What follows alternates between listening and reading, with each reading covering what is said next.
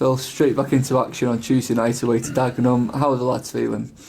Yeah, fine. We got back in good time Saturday, so had a decent session this morning, and yeah, the lads are in good spirits. Obviously, we're disappointed to concede late, but equally we've scored late goals in the past ourselves, and it's important that we kind of review that and look at other areas in the game, but then move on quickly to what is another great game for us tomorrow night down at Dagenham.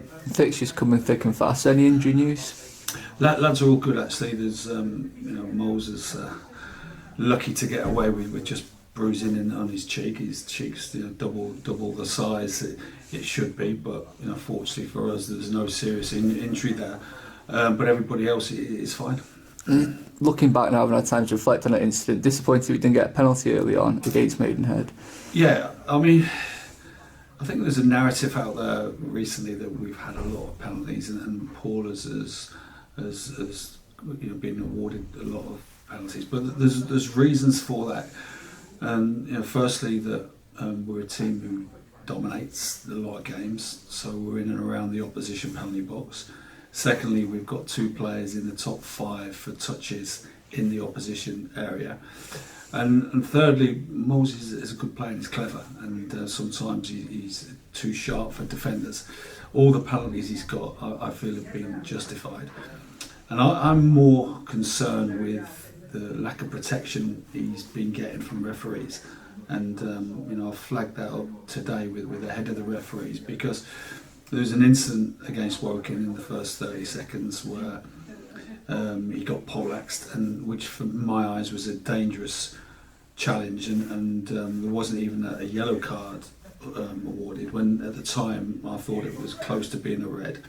And then Saturday, the one we've just been speaking about, it's a headbutt, it's an assault, and I just think the refs have got a duty to protect players, and I think kind of since the World Cup, where there was a feeling in games that the refs were letting more challenges go, which I'm all for that, but then there's a level of contact which endangers the safety of players. And I think certainly at the weekend and the one against Woking are two examples that Moles is coming off the pitch black and blue every week, and he needs more protection. And I think that's something we're a bit concerned about, and the incident Saturday certainly highlighted that.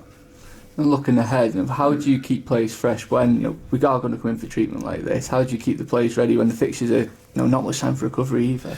Yeah, I think it's a case of, like we've been doing all through the month of February, obviously now in March, is looking, do we freshen the team up? Do we utilise the squad?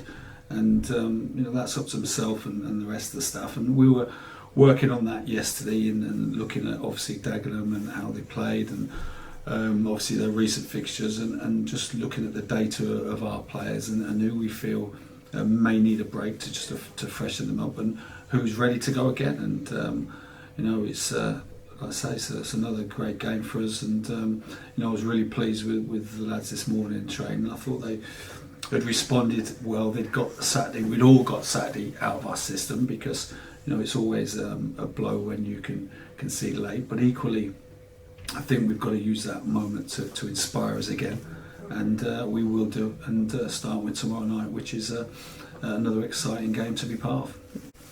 And finally, at the weekend, Phil, the women showed the way, winning the Gennaro Adran North and being crowned champions. And a word on them? Yeah, very pleased for our ladies, and Steve, Josh and Gemma. Great to win a title, and they paved the way for us, and it's great. I'm sure they celebrated well last night, and huge congratulations from all of us. Brilliant. Thanks, Phil. Thank you.